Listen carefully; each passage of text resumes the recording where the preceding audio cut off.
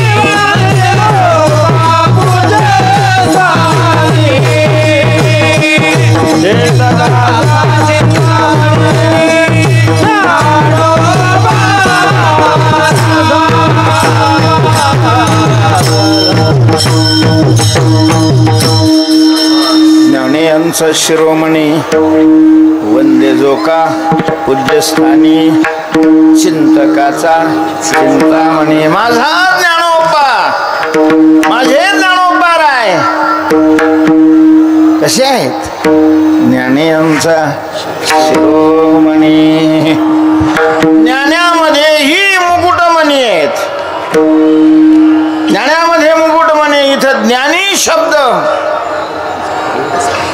नाथ महाराजांनी वापरलेला आहे. महाराज तसा ज्ञान ज्ञानी हा शब्द व्यवहारामध्ये चांगल्या प्रकारचा वापरला जातो. विठ्ठल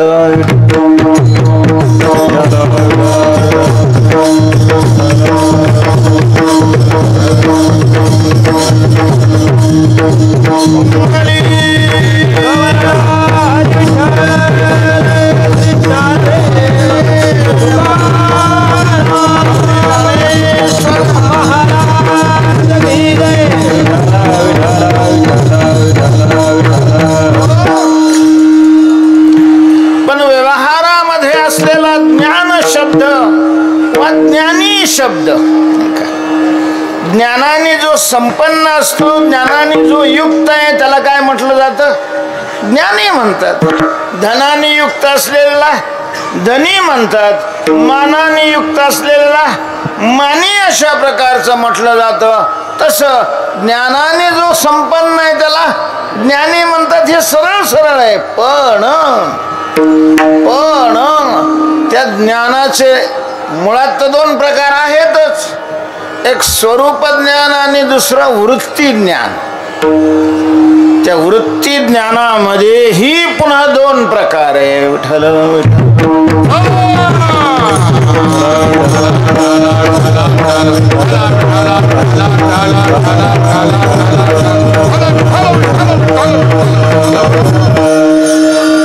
एक प्रमाज्ञान आणि दुसरं भ्रमज्ञान. वृत्ती ज्ञानामध्ये प्रमा आणि अप्रमा असे दोन प्रकार केलेले, पण आपण लय मोठं रान धरायला आता आपल्याला वेळ नाही आहे. प्रमाज्ञान आणि भ्रमज्ञान म्हणजेच यथार्थ ज्ञान आणि अयथार्थ ज्ञान. अगदी त्यालाच मराठी भाषेत सोप्या भाषेत सांगायचं तर खरं ज्ञान आणि खोटं ज्ञान.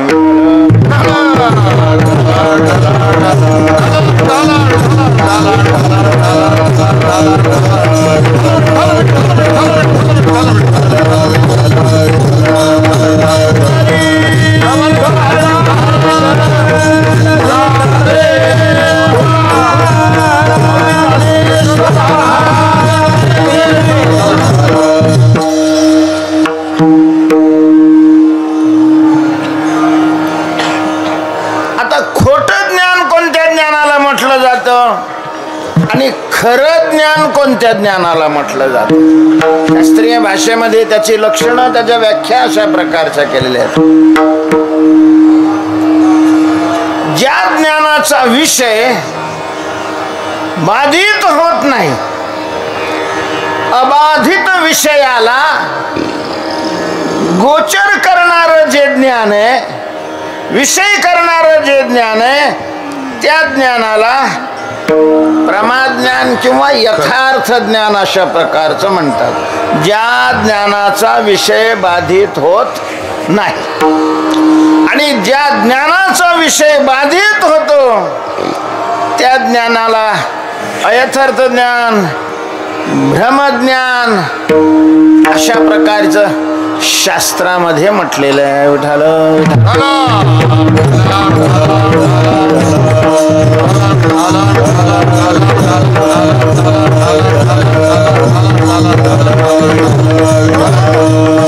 दुसऱ्या भाषेत जर सांगायचं असलं तर एक अध्यात्म ज्ञान आहे आणि दुसरं भौतिक ज्ञान आहे. आत्मज्ञान आहे आणि अनात्मज्ञान आहे, नाही का? आत्म्याला विषय करणारं ज्ञान आत्मज्ञान आहे, अनात्म्याला विषय करणारं ज्ञान अनात्मज्ञान आहे. पण शास्त्राच्या भाषेमध्ये अगदी गीतेच्या चष्म्यातून जर या ज्ञानाकडे पाहिलं तर गीता किंवा गीतेमध्ये भगवान त्याला ज्ञान म्हणतात.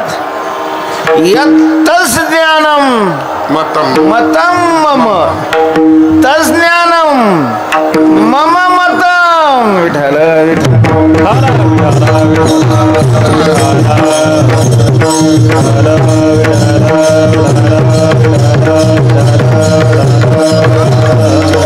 ते ज्ञान आहे असं माझं मत आहे.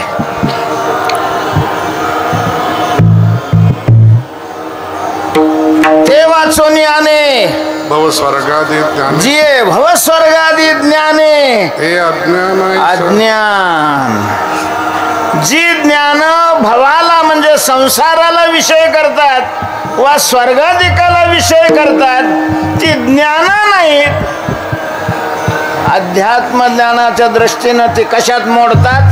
अज्ञाने, अज्ञानात मोडली जातात. सगळं पूर्वी आम्ही शाळेत होतो त्यावेळेला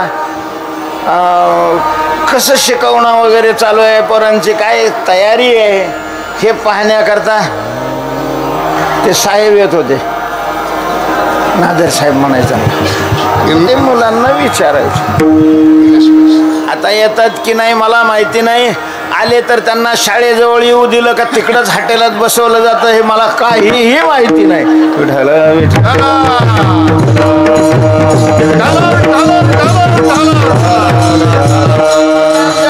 शिक्षक मंडळी आहेत, त्यांना माहिती असेल ते सांगतील, आता आपल्याला काय माहिती नाही त्याच्यात.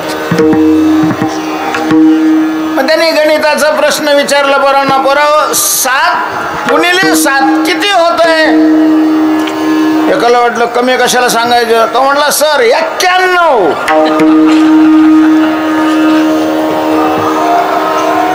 तर गणिताच्या दृष्टीनं 7 गुणिले 7 7 49 हा आकडा सोडला तर बाकीची सगळी अशा प्रकारची ज्ञान यथार्थ ज्ञानामध्ये मोडली जातात. म्हणजेच त्या पोराला 7 गुणिले 7 या गुणाकाराचं अज्ञान आहे हे सिद्ध होत.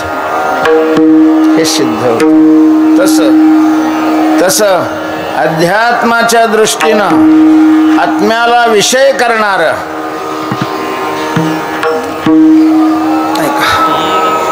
जे ज्ञान आहे त्यालाच ज्ञान म्हणतात. अनात्म्याला विषय करणाऱ्या ज्ञानाला ज्ञान नाही म्हटलं जात, अज्ञान म्हटलं जातं. आणि अज्ञानाने संपन्न असणाऱ्याला अज्ञानी म्हणतात त्याच्या भाषेतून. त्याच्यामुळं त्या चष्म्यातून पाहिलं तर PhD करणारे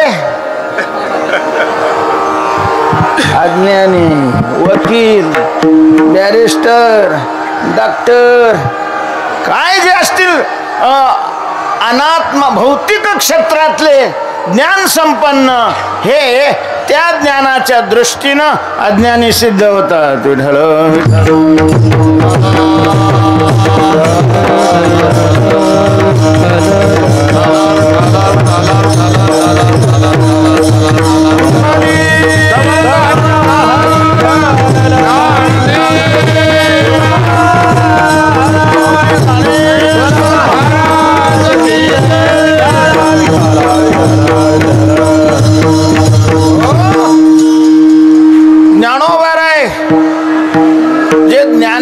शिरोमणी असं नाथ महाराज म्हणतात. ते ज्ञान अनात्म ज्ञान नाही, ते ज्ञान भौतिक ज्ञान नाही, ते जगाला वा स्वर्गाला विषय करणारं ज्ञान नाही, ते आत्म्याला विषय करणारं. ज्ञानामध्ये 2 प्रकार आहेत. एक बाह्य ज्ञान, अंतर्ज्ञान. शरीराच्या बाहेरचं ज्ञान, शरीराच्या आतलं ज्ञान. तर हे ज्ञान शरीराच्या आतल्या ज्ञानामध्येही आत्म्याला विषय करणारा आणि अनात्म्याला विषय करणारा असे 2 प्रकार आहेत.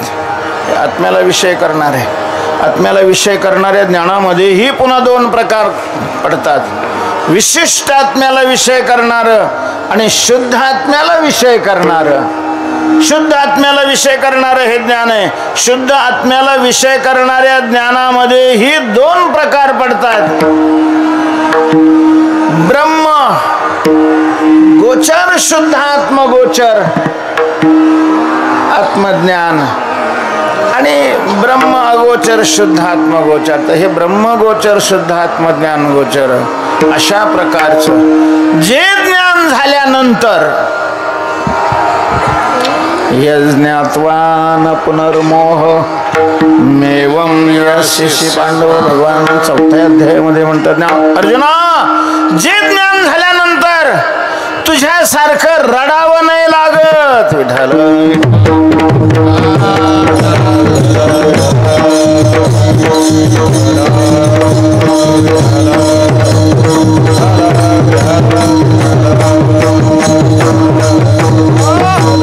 जे ज्ञान सगळा भेद संपून दुःखाला कारणीभूत असणारा भेद नष्ट करून अद्वैताची अनुभूती अशा प्रकारची आणून देणारं जे ज्ञान आहे, असं जे अध्यात्म ज्ञान आहे, असं जे ब्रह्मज्ञान आहे, असं जे आत्मज्ञान आहे, त्या ज्ञानाने संपन्न असणारी जे महात्मे जे ज्ञानी आहेत त्या सगळ्या ज्ञानामध्ये मुकुटमणी ज्ञानोबा आहे.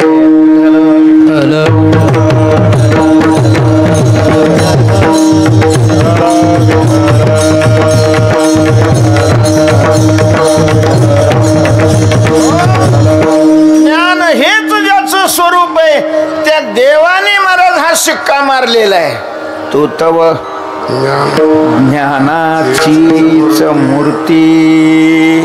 भगवान म्हणतात अरे ज्ञाना तू साक्षात ज्ञानाचा पुतळा आहेस, ज्ञानाची मूर्ती आहेस, नाही का.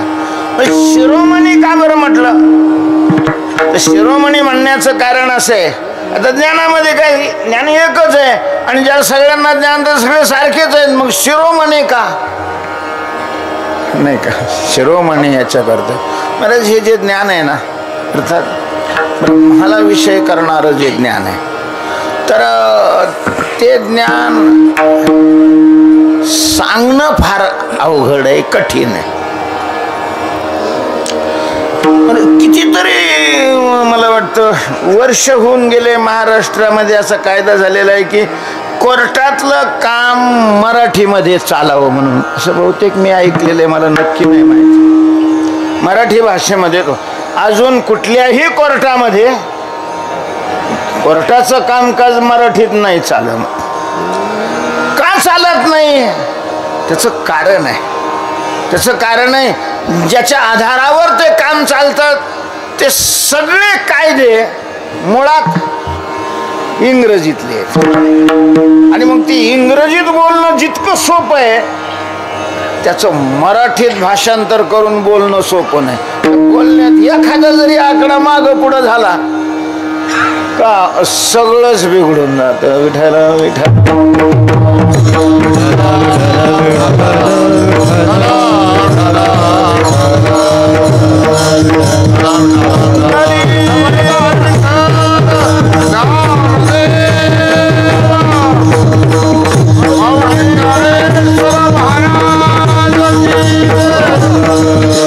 मराठीचा अभिमान धरणारे याबद्दल का प्रश्न उठवित नाहीत महाराष्ट्रात मला नाही माहिती.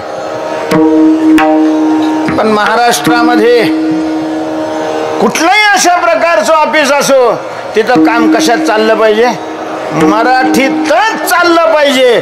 ज्यांना मराठीत त्याचा ट्रान्सलेट करता येत नाही त्यांचे वकिली बाजूला फेकून द्यायला पाहिजे. मराठी शिका ना. त्याचा प्रतिशब्द जो मराठीमध्ये कुठल्याही प्रकारची चूक न होता करता येणार नाही असं थोडीच आहे. येईल पण ते कठीण आहे, कठीण आहे. महाराज गाडी वेगात चालवणं सोपं असतं, सावकाश चालवणं कठीण असतं. सायकल सुद्धा वेगात चालवणं सोपं आहे, सावकाश चालवणं कठीण आहे. ज्याला सावकाशही चालवता येते तो चालवण्यामध्ये पटा येते. शिरोमणी तसं ज्ञानोबारायणी हे ज्ञान सगळ्यात सोप्या भाषेमध्ये मराठी भाषेमध्ये अशा प्रकारचं भाषांतरित केलं. नाहीतर संस्कृत भाषेमध्ये गीतेवर 700 टीका आहेत. 700 विद्वानांनी त्याच्यावर भाषांतर केलेले आहेत. पण ज्ञानोबारायणी गीतेवर संस्कृतमध्ये नाही भाषांतर केलं. त्यांना संस्कृतमध्ये भाषांतर करता येणार नव्हतं अशातला काही भाग नाहीये. पण माझा मराठाची बोल कौतुके ज्ञानोबारायांनी महाराष्ट्रातल्या विशेष प्रकारे मराठी भाषिका करता गीता अत्यंत सोप्या भाषेमध्ये आणलेली आणि केली से मराठी गीता देवे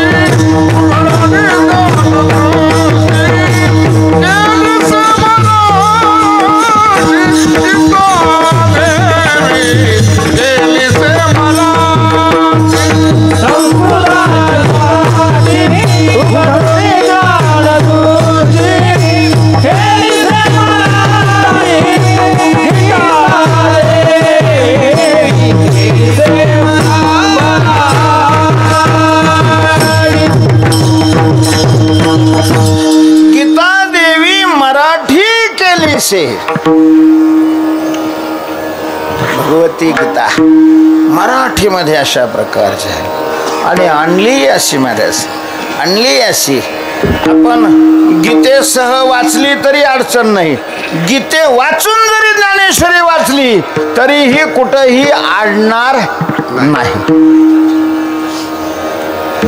त्यामुळे एका ठिकाणी असं म्हटलेलं आहे की गीतेवर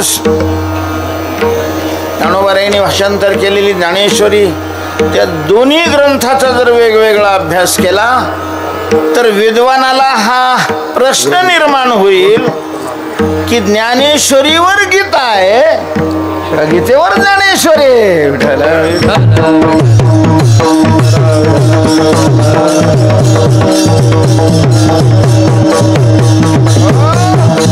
अर्थात गीतेचा अलंकार ज्ञानेश्वरी आहे की ज्ञानेश्वरीचा अलंकार गीता आहे, गीता आहे. बऱ्याच वेळेला महाराज काही काही माणसाची शरीर एवढी सुंदर असतात की त्यांच्या शरीरावर अलंकार घातल्यानंतर अलंकाराला शोभा येते. बहुतेक अलंकारामुळं शरीराला शोभा येते म्हणून अलंकार घातले जातात, पण काहींचं शरीरच इतकं उत्कृष्ट असतं. चला ते नाही लक्षात येणार, आणखीन दुसरा दृष्टांत. विठ्ठल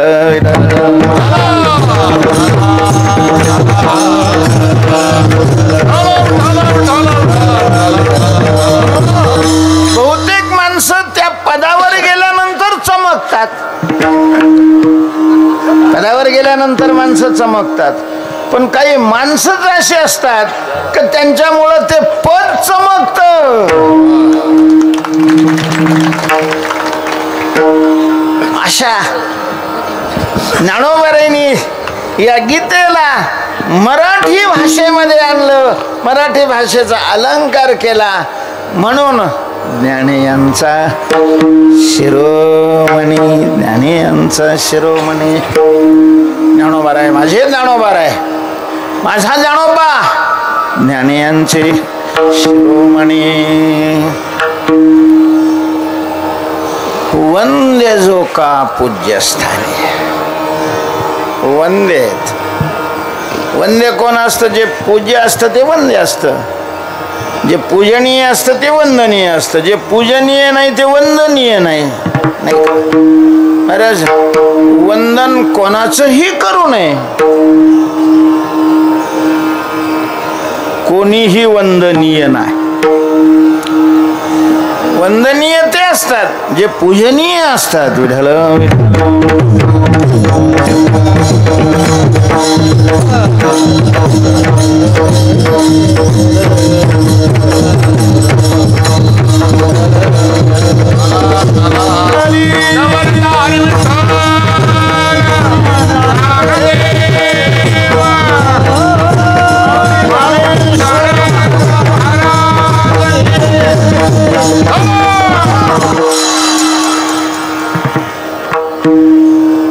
श्रीमंत माणसं वंदनीय पूजनीय नसतात, श्रीमंत असतात. श्रीमंत आहे म्हणून वंदनीय नाही. सत्ताधारी माणसं सुद्धा हलकट सवय लागलेली अलीकडे महाराज. सत्ताधाऱ्याच्या पायाला स्पर्श केला जातो. कुणी कसं नालायकपणा केला आणि कुणी सवय लावली मला नाही माहिती. सत्ताधारी माणसं वंदनीय नसतात, माननीय असतात. माननीय असणं वेगळं आणि वंदनीय असणं वेगळं. वंदनीय म्हणण्याकरता ती व्यक्ती पवित्र असावी लागते, पवित्र. सगळ्या देशाची घाण असणारी ही माणसं वंदनीय असतात. त्यांनीही वंदन करून घेऊ नये आणि लोकांनीही नालायकपणा करू नये. विठ्ठल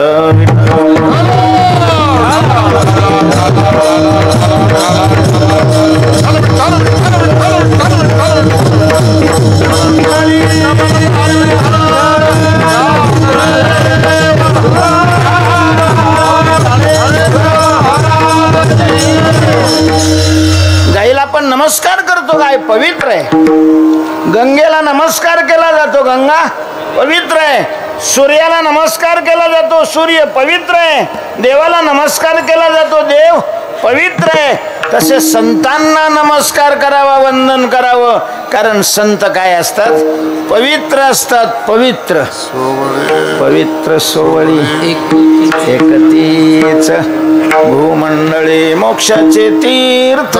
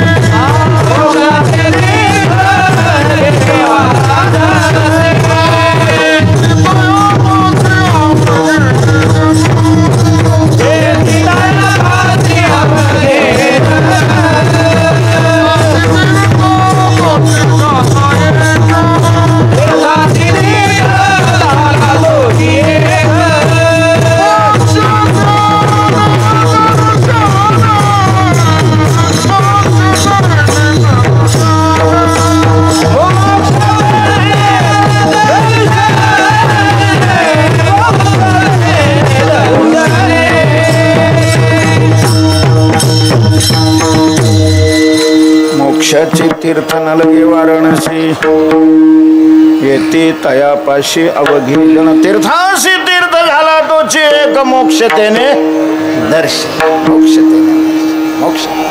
तेव्हा वंदनीय पूजनीय ते असतात जे पवित्र असतात. आपल्याला माहिती आहे आपण आपल्या भारतवर्षामध्ये तरी ब्रह्मदेवाचं मंदिर दिसत नाही आपल्याला कुठं. एक राजस्थानमध्ये एका ठिकाणी आहे अपवाद म्हणून पुष्कर. अन्यथा शंकराची मंदिर आहेत, रामाची मंदिर आहेत, पांडुरंगाची मंदिर आहेत, हनुमंताची मंदिर. तर प्रत्येक गावामध्ये अशा प्रकारचे देवीचीही जगदंबेचीही मंदिर आहेत. पण ब्रह्मदेवाचं, आता ब्रह्मदेव म्हणजे मोठे ना हो, जगाचे कॅबिनेट मंत्री. जो दर्जा विष्णूचा आहे, जो दर्जा शंकराचा आहे, तोच दर्जा कोणाचा आहे? ब्रह्मदेवाचा आहे ना. जगताच्या उत्पत्तीचं खातं त्यांच्याकडे. आदिदेव अशा प्रकारचं म्हटलं जातं. पण त्यांची मंदिरं का नाहीत? त्याच्याविषयी एक कथा सांगितली जाते की ब्रह्मदेव एकदा खोटे बोलले होते.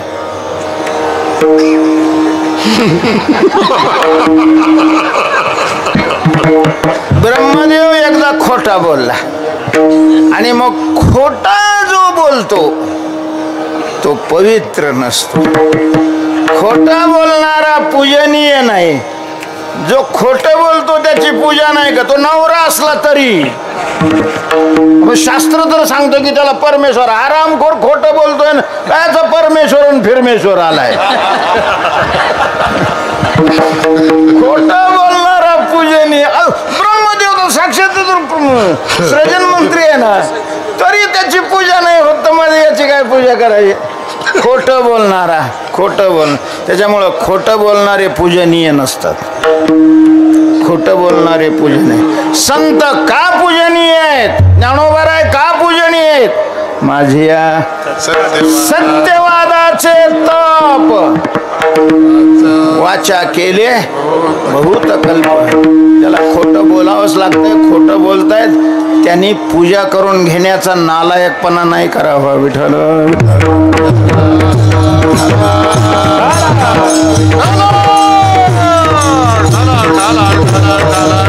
Dala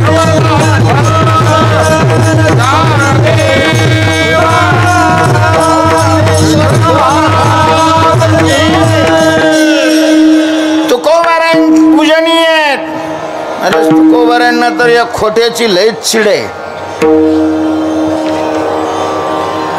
तर गंगा पवित्र आहे.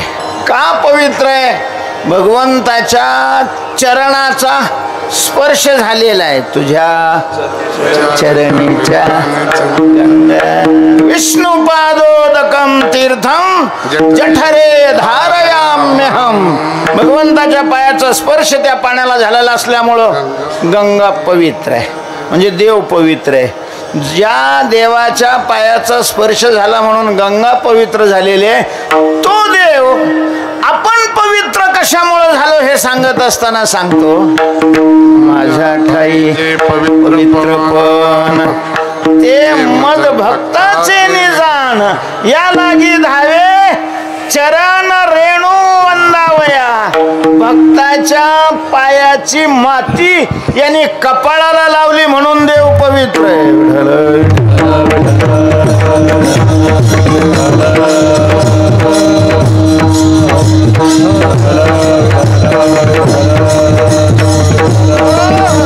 म्हणून स्वयंभू पवित्र कोण असतील तर संत आहेत.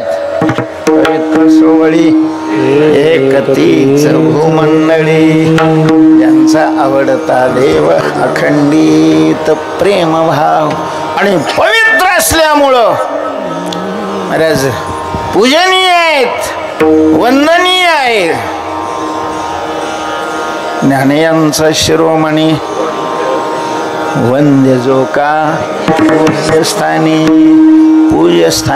जो का वंद्य. म्हणून अरे पांडुरंगाने या सगळ्यांच्या पूजा केलेल्या आहेत.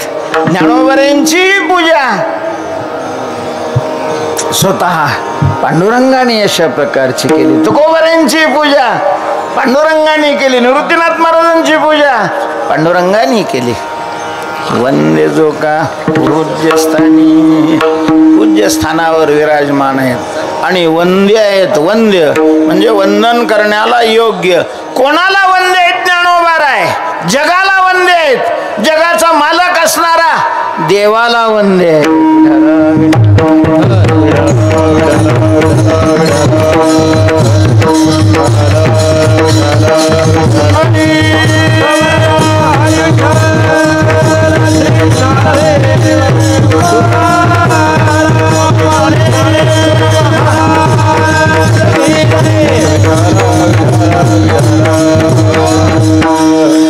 देवाला 4 हात आहेत. प्रत्येक हातामध्ये एक एक वस्तू आहे. शंख, चक्र, गदा, पद्म. एका हातात शंख आहे, एका हातात चक्र आहे, एका हातात गदा आहे आणि एका हातामध्ये काय आहे? कमळ आहे. कमळ. पद्म शब्दाचा अर्थ कमळाचं फुल आहे. आता ठीक आहे, शंख, चक्र, गदा आपण समजू शकतो की दुष्टाचा नाश करण्याकरता हे कमळ कशा करता? देवाला विचारलं, देवा तुम्ही हातात कमळ का ठेवलं? भगवान म्हणतात, अरे माझे भक्त केव्हा आणि कुठं भेटतील, मग त्यांची पूजा करायच्या वेळेला कुठं फुल पाहत बसू? त्याच्यामुळे सतत मी हे हातीचे लीला कमळे पूजू तयाते. हातीचे लीला कमळे पूजू तयाते. म्हणून ज्ञानोबाराय सर्वसामान्याला वंदे, त्याच्यात विशेष नाही. जगाला जो वंदे आहे त्याला ज्ञानोबाराय वंदे.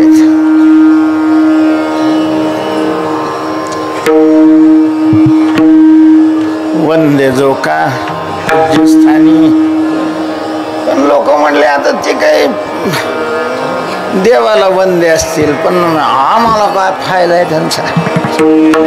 आम्हाला काय फायदा आहे?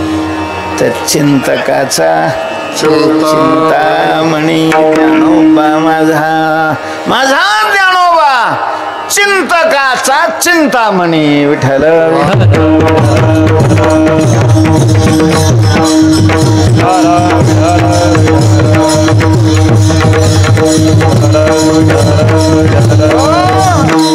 जे चिंतन करणारे ज्ञानोबारायांचं जे चिंतन करतात नाही का, जी साधक मंडळी, जी भक्त मंडळी, जी सात्विक अशा प्रकारची मंडळी ज्ञानोबारायांचं चिंतन करतात. ज्ञानोबा माऊली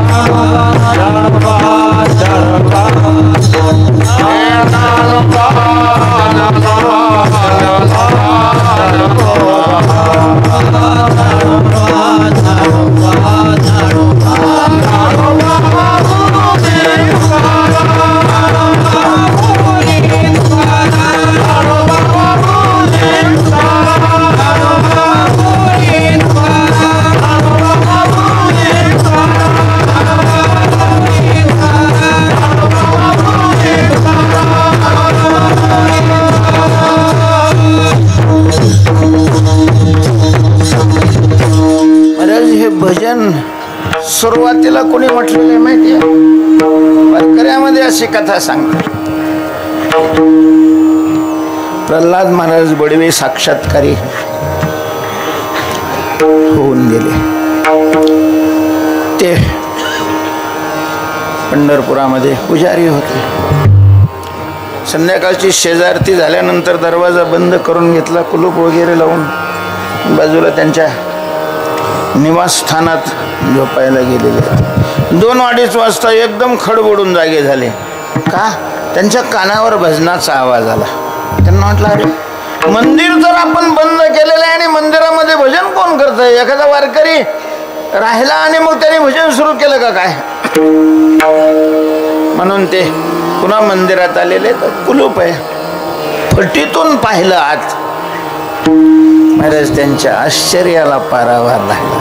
काय दिसलं त्यांच्या आत? त्यांना हे दिसलेलं आहे की भगवान विटेवरून खाली उतरलेले आहेत, हातामध्ये चिपळ्या घेतलेल्या आहेत आणि नाचून भगवान भजन करतात. ज्ञानोबा माऊली तुकाराम. देव सुद्धा त्यांचं चिंतन करतो. देव कशा करता चिंतन करत असेल वा? आता ते तर देवालाच माहिती म्हणा.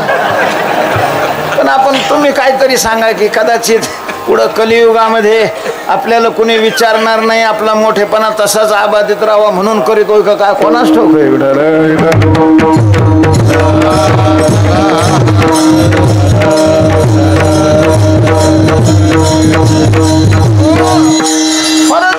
आश्चर्यच आहे. म्हणजे देवाचं अस्तित्व आहे की नाही या संभ्रमात असणारी माणसं सुद्धा पंढरपूरला कधी जा 3-4 तासाच्या आत दर्शनच नाही होत.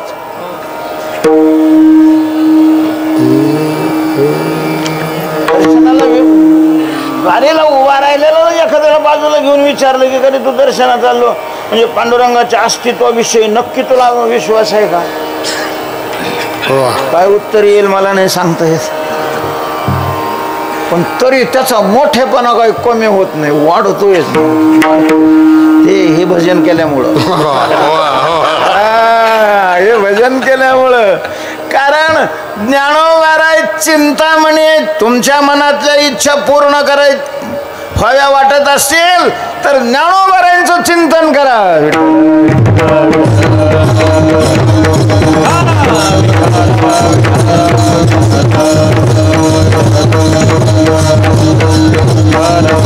ज्ञानदेव ज्ञानदेव म्हणता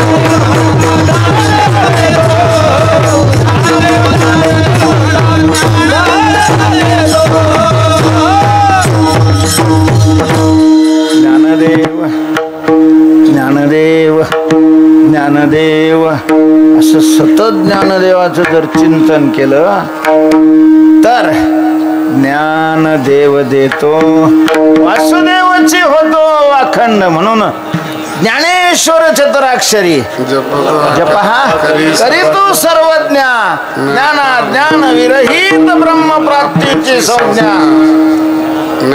ब्रह्मप्राप्ती जर ज्ञानोबऱ्यांच्या चिंतनाने होते, व्यवहारिक फलाची प्राप्ती होणं काय अवघड आहे. भवरोग ऐसे जाय आणि काय क्षुल्लक आहे.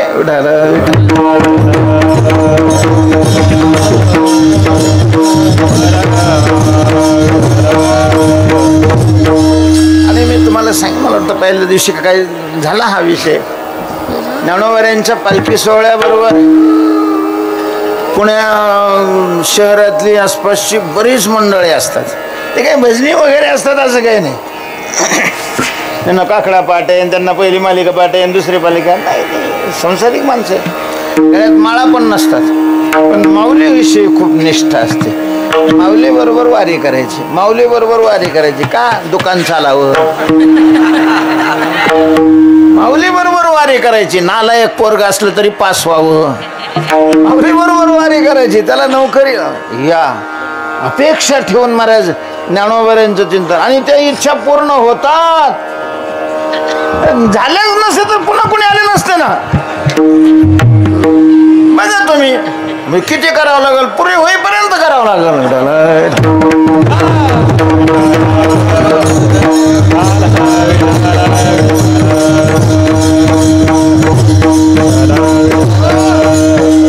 ज्ञानोबऱ्यांचा महाराज तो महिमा.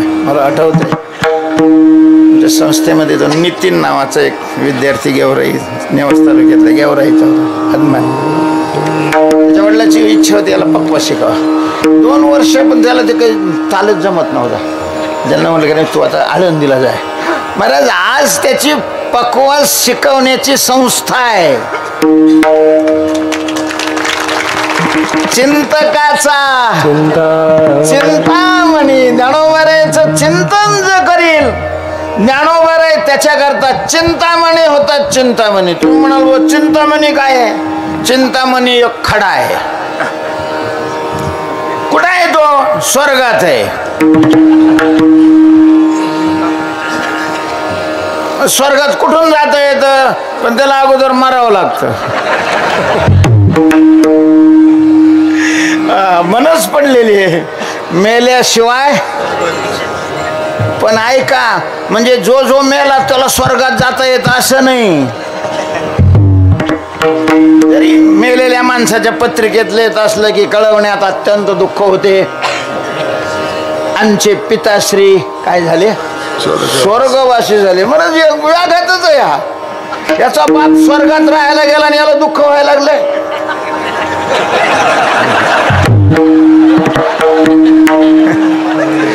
स्वर्ग केंद्रात बाप गेल्यावर पोरं रडते का? इकडे येतं जमिनीवरचं केंद्र आहे स्वर्ग.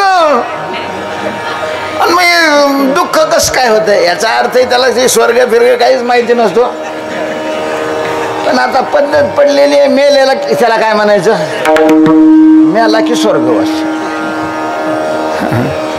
स्वर्गात जाण्याकरता 100 यज्ञाचं काय करावं लागतं, पुण्य करावं लागतं. शतमक संपत्ती स्वर्गीची.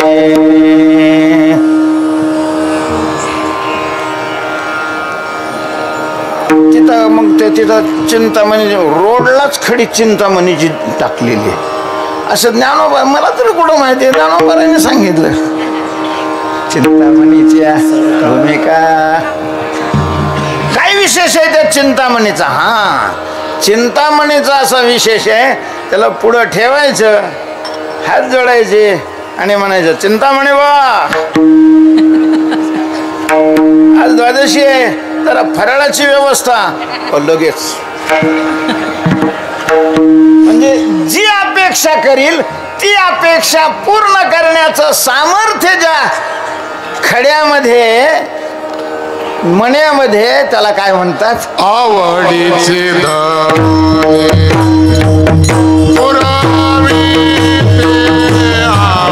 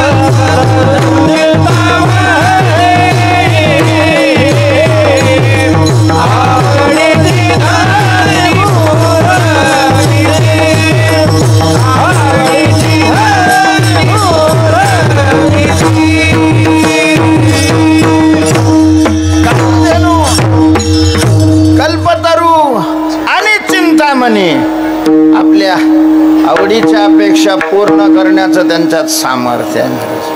आणि ज्ञानोबाराय चिंतन करणारा करता काय बनतात.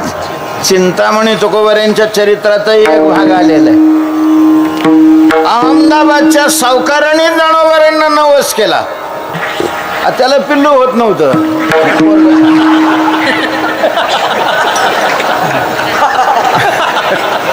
मला जर मुलगा झाला माऊली तर मी समाधीवर 1,00,000 रुपये अशा प्रकारचे जवाहीर वाहीन. ज्ञानोबा यांच्यावर श्रद्धा होती. आता 1,00,000 रुपया थोडी ज्ञानोबा त्याचं काम करणार होते. ज्यांच्या दारामध्ये सोन्याचा काय आहे पिंपळ आहे त्यांना काय ह्याच्या 1,00,000 रुपयाचं. पण त्यांनी चिंतक होता तो. झालं ना पोरग त्याला. आता नवस फेडायचा आहे. पण 1,00,000 रुपये अहमदाबादहून इथे घेऊन यायचे. त्या काळात काही वाहनं वगैरे नव्हती. घोड्यावर प्रवास करायचा. पण हुशारच. मग त्यांनी काय केलं एक नारळ घेतला नासका. त्याचा डोळा फोडला. त्याच्यातली घाण सगळी बाहेर काढली आणि त्याच्यामध्ये 1,00,000 रुपयाचे हिरे मोती माणिक अशा प्रकारचे भरलेले त्याला चिटकून टाकलं. तो असा इथं मंडपात बी टाकला तरी कुणी त्याच्याकडे पाहणार नाही. फेकून देतील असा वरून केला. आणि आत काय होते हिरे होते. तो घेऊन येत होता. चाकणला आल्यानंतर माऊली त्याच्या स्वप्नात केली. तो नारळ इकडं नको आणू देहूला जा तुकाराम महाराजांना दे. कारण त्याच वेळेला तुकोबारायांच्याकडं माऊलींनी धरणेकरी पाठवलेला होता. त्याच्या 2 अपेक्षा होत्या. मी विद्वान झालो पाहिजे आणि श्रीमंत झालो पाहिजे माणूस. त्या काळातले 1,00,000 रुपये. त्या काळातले तुकोबारायांच्या काळातले. आत्ता आपल्या लहानपणातले जे पैसे त्यांची आज काय किंमत. ते पैसे आज किती पैसे आहेत. वाढायला आकडेच वाढायला. पैशाची किंमतच कमी व्हायला लागली. 100 आणि 200 रुपयाला गुंठा मिळणाऱ्या जमिनी आज काय झाल्या.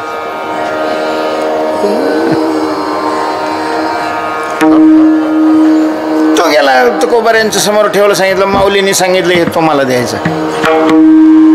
जाय म्हणे. तो धरणेकरी आला. मग त्या धरणेकऱ्याला तो नारळ त्याने तुकोबारायांनी दिला. ते अभंग लिहून दिले. अभंग महाराज एकदा जरी त्या डंगरेनं वाचले असते ना. एकदा प्रत्येक सप्ताहात काल्याचं कीर्तन त्याचंच झालं.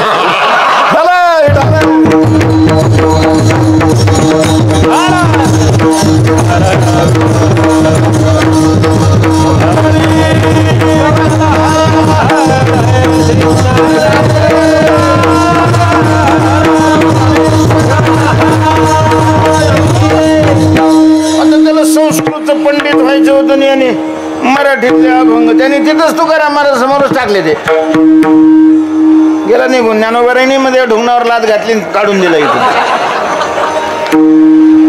तुकोबारायांना वाटलं हे कोणाकरता तयार झाले. असं चिंतन करत होते तुकोबाराय. तेवढ्यात दिहुतलाच एक अडाणी ब्राह्मण होता. तुकोबारायांच्यावर श्रद्धा होती त्याची. तो पाहिला तुकोबारायांनी त्याला बोलवून घेतलं आणि तो नारळ आणि तो कागद त्याला दिला. तुकोबारायांचा प्रसाद आहे. महाराज तो घरी गेला. त्याने ते अभंग वाचले. अभंग वाचल्याबरोबर तो पुराणाचा पंडित झाला.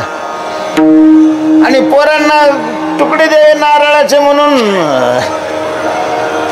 फोडल्यावर खोबरं नाही. आता काय उपयोग नाही. त्याला लय वर्ष झाली. तुम्ही आता काय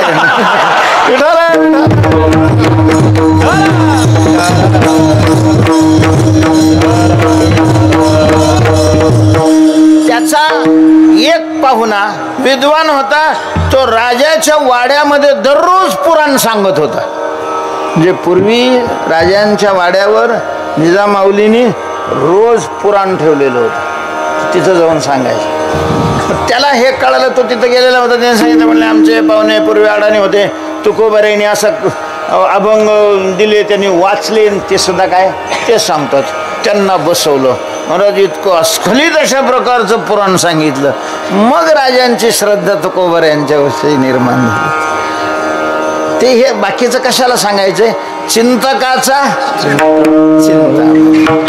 ज्ञानोबारायांचे जे चिंतक आहेत, ज्ञानोबारायांचं चिंतन करणारे आहेत, ज्ञानोबारायांच्यावर विश्वास ठेवून ज्ञानोबारायांच्या ध्यानासह जप जे करतात, त्यांच्याकरता ज्ञानोबाराय चिंतामणी होतात. चिंतामणी नाथ महाराज सांगतात, चिंतकाचा चिंतामणी ज्ञानोबा माझा विठोबा.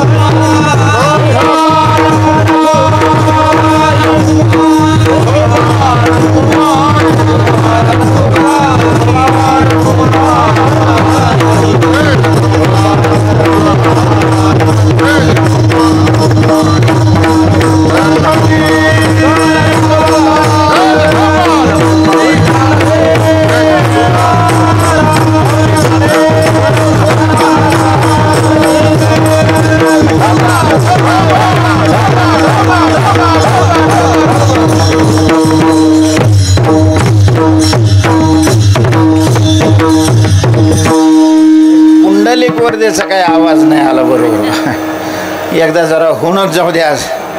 सगळे बसलेले उभा असणारे सगळ्यांनी म्हणायचंय,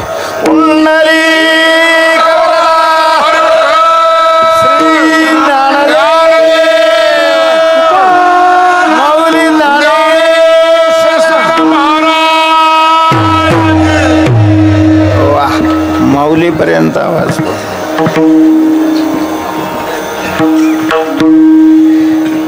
तीन चरण झालेले आहेत, अजून 4 चरण आहेत पुढं.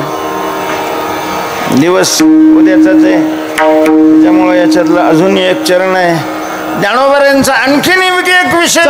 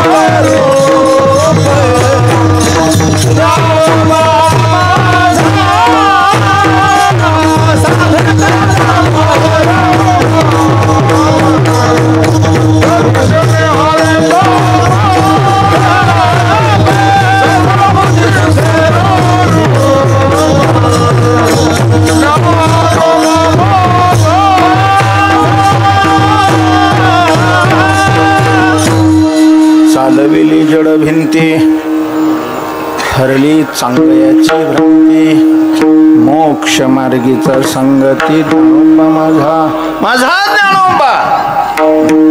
माझा ज्ञानोबा काय विशेष आहे? मोक्ष मार्गीचा संगाती. मोक्षाकडे जाणारा जो मार्ग आहे, मुक्त करणारा जो मार्ग आहे, त्या मार्गाने चालणाऱ्या करता सोबती अशा प्रकारचं म्हणून येतात. अति धरुनिया पावले घरा त्यांच्या उपकारा. ज्ञानोबांचा हा विशेष फारच सुंदर आहे महाराज. मोक्ष मार्गीचा सांगात. मोक्ष नरक मार्गीचे सांगाती फार आहेत. थेट नरकात आपल्या बरोबर येणारे काही कमी नाही आहेत, पण ज्ञानोबांचा विशेष आहे मोक्ष मार्गीचा. मोक्ष मार्गीचा संगात. आणि त्याच्याकरता उदाहरण दिलेलं आहे. उदाहरण मोठ्याच सिद्धाईचा थोडा चमत्कार ज्ञानोबांना दाखवावा लागला. एकदाच दाखवला, पण महाराज असे टपोरे टपोरे म्हणजे एक उचलला की त्याच्याबरोबर बाकीचे आपोआप अशा प्रकारचे सुधारतील, अशा प्रकारचे सुधारवले. त्या काळामध्ये ज्ञानोबांच्या काळामध्ये चांगदेव महाराजांचं फारच मोठं प्रस्थ होतं.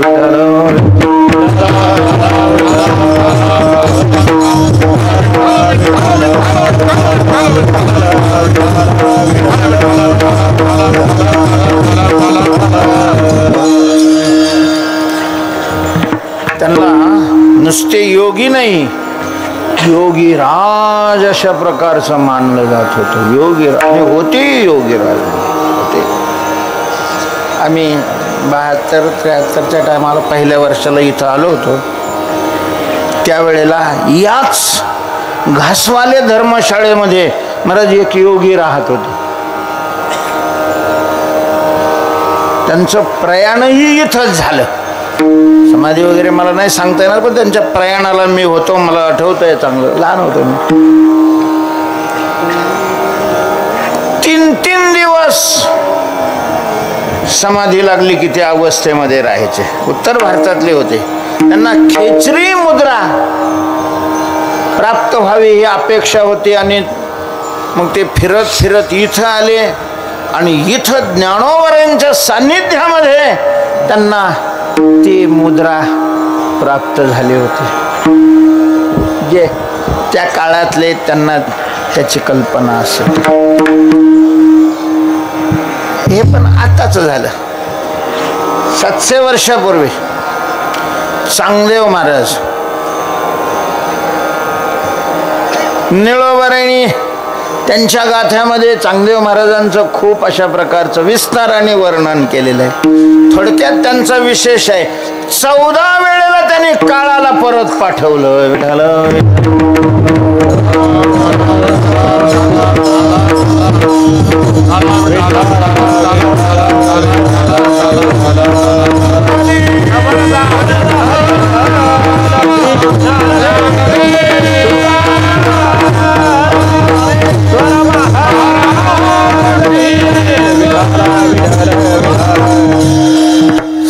विद्या 64 कला सगळ्या अशा प्रकारच्या संपादन केलेल्या होत्या. एक अध्यात्म ज्ञान सोडलं तर बाकीच्या सगळ्यात ते प्रवीण आणि संपन्न होते. कुठल्याही सजीव प्राण्याला ते सहज स्तंभित करायचे. त्याच्यामुळं वाघावर बसणं काय, सापाचा चाबूक करणं काय, त्यांच्या दृष्टीनं हे काही मेलेली माणसं उठवायचे.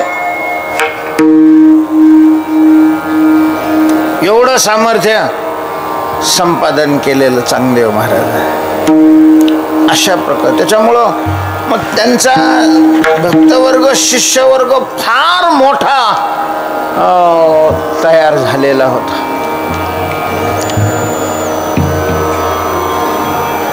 ते चांगदेव महाराज समाधीमध्ये असताना हे तिथून जवळूनच इकडे अलंकापूरला येत होते. रस्त्यात समाधीतून उठल्यानंतर मेलेल्या माणसाला ते जिवंत करतात म्हणून त्या काळात जे मेलेले होते त्यांचे प्रेत तिथं आणून राखत बसलेले होते. अरे म्हातारे असलेले नव्हते बसत, पण तरुण असलेले. वय संपलेले त्यांना ते तरी कशाला उठवून असले उठवून. महाराज म्हातारी माणसं मेलेली चांगलीच. वय झाला मग काही शरीर काम करू शकत नाही, डोळे पाहू शकत नाहीत, कान ऐकत नाहीत, मन स्थिर राहत नाही, हात पाय हे झालेले असतात. तर त्यांच्याकरता मरण हे वरदान आहे अशा प्रकारचं. विठाला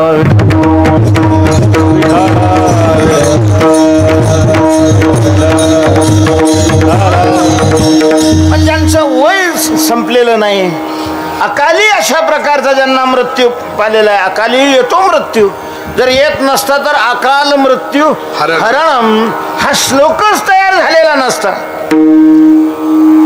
असे आणून त्याचं राखण करत बसायचे, वाट सुटायचं ना त्याचं. किती तूप लावलं आणि काही झालं तरी काय, वास यायला लागला. मग ताईने विचारलं, दादा कसला वास येतोय रे इथं? लोक बसलेले, लोकांनी सांगितलं चांगले महाराज समाधीत बसलेले. जवळ आली होती त्यांची समाधी, वर्ष व्हायचा. ते उठले की मग जिवंत करतात. यांना जिवंत करायला समाधीतून उठायला कशाला पाहिजे? एक कुत्रं मारून पडलेलं होतं, मुक्ताबाईने त्याला दगड मारला, मेल्या उठ. उठलो, मेलेलं उठलो. आणि ते जसं पळालं तसं जिथून जिथून पळालं तिथले सगळेच प्रेत काय झाले, जिवंत झाले. जिवंत झाल्यावर काय झालं, तिथं थांबते लोक. हे समाधीतून उत्थान झालं तर गिऱ्हाईक योग बी नाही.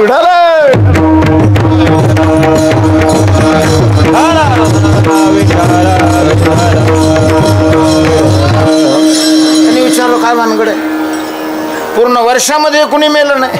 नाही महाराज बरेच मेले होते. मग ते 4 लहान लहान पोरं आले होते. त्याच्यातल्या त्या पोरीने कुत्र्याला दगड मारला आणि ते कुत्रं उठलं आणि ते दिवस पळलं, सगळेच उठले. त्या क्षेत्रातले होते. दगड मारला उठले. नावं काय त्यांची? त्यांची नावं सांगत होते, निवृत्ती, ज्ञानेश्वर, सोपान आणि मुक्ताबाई. तेवढ्यात पैठणहून एक माणूस तिथं आलेला. त्याने सांगितलं महाराज एवढंच नाही, पैठणला तर खूप मोठे मोठे काय केलेले आहेत त्यांनी. अरे मला त्याला पुढे जायचे ना, पुढे अगोदर काय सांगू.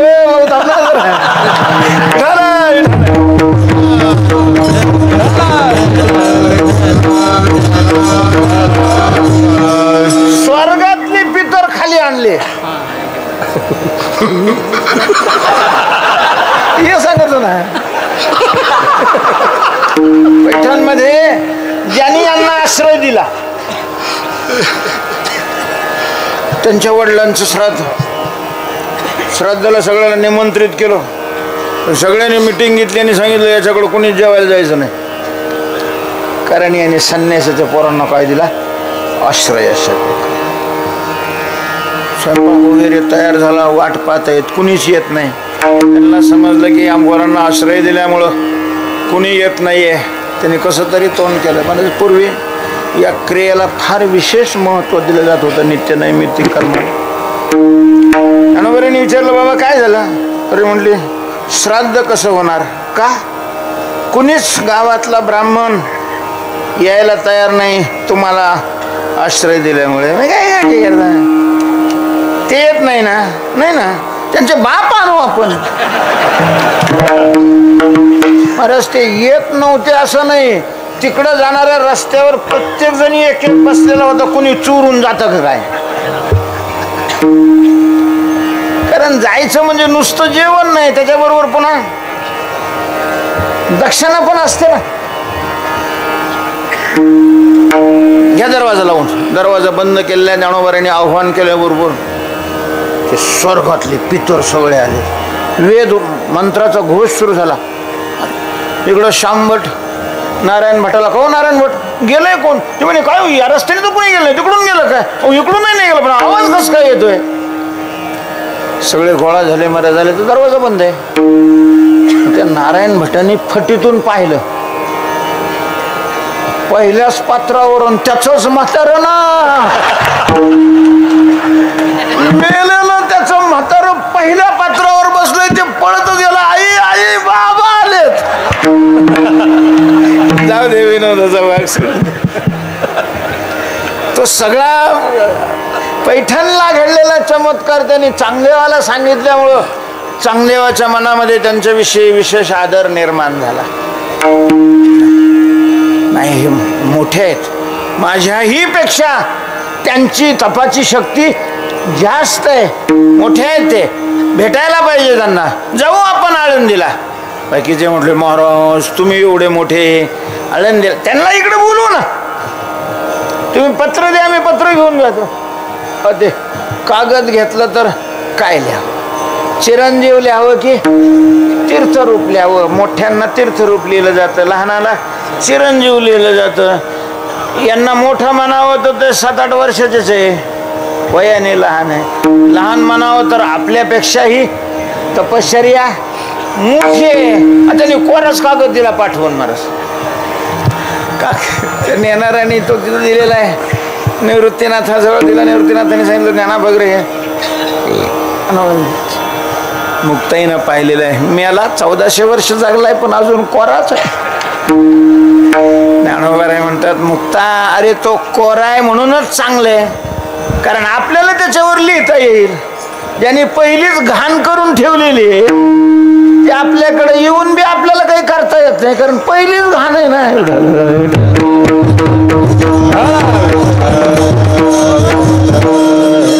65 ओळ्या लिहिलेल्या आहेत स्वस्ती श्री वटेषु जो लपोनी जगदा वासू दावी मग ग्रासू प्रगट ते होय घेऊन ते तिथं गेलेले आहे चांगदेवानी पाहिलं महाराज त्याचा अर्थ कळाना गेला मग त्यांनी ठरवलं नाही आता जायचं पण मग काय हे तपश्चर्या असणारे विद्वत्ता असणारे कला असणारे अहंकारी असतातच पैसा असणारे सत्ता असणारे हे जरी साधूकडे गेले वा देवाकडे गेले तरी अहंकार घेऊन म्हणून पूर्वीची पद्धत होती महाराज किती मोठी मोठी मंदिरं असली तरी दरवाजे काय असायचे लहान असायचे आणि म्हणजे तिथं तरी तो वाकलाच पाहिजे नाही वाकला का ठोकला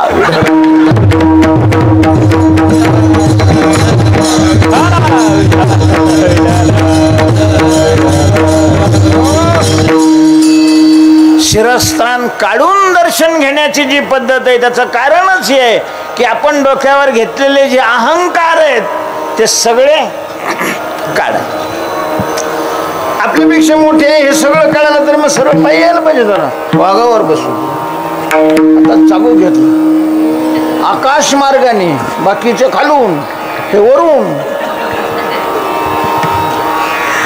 जवळ आल्यानंतर पुढे निरोप पाठवलेला आहे चांगदेव महाराज भेटीला येत आहेत निवृत्तीनाथ महाराज म्हणतात ज्ञाना अरे एवढे मोठे योगीराज आपल्या भेटीला येत आहेत सामोरं जायला पाहिजे हा जायला पाहिजे ना दादा पण मग असं जायला पाहिजे की चांग्याचा उद्धार झाला पाहिजे ज्या अहंकारामुळं अजून तो मुक्त नाही झाला तो अहंकार त्याचा नष्ट झाला पाहिजे आणि मग अहंकार नष्ट करायचा असेल तर त्याच्यापेक्षा विशेष महाराज ज्या भिंतीवर बसलेले होते त्या भिंतीला सांगितलं बाई आता आमच्याकडे काही घोडं नाही रथ नाही पालखी नाहीये तूच घेऊन चला आम्हाला आणि ती भिंत निघालेली आहे सरसर सरसर वरून चांग्याने पाहिलं 1400 वर्ष मी साधना करतोय सजीवावर माझी सत्ता आहे यांची तर निर्जीवावर आहे जड वस्तूवर अशी सत्ता आहे चालविली जड भिंती खर दिशा अहंकार संपला महाराज ते वाघ खाली घेतलेले दिला सोडून आणि साक्षात दंडवत घालत ज्ञानोबा यांच्याकडे चालविली जड भिंती हरली चांगयाची भ्रांती मोक्ष मार्गेचं सांगाती ज्ञानोबा माझा ज्ञानेश्वर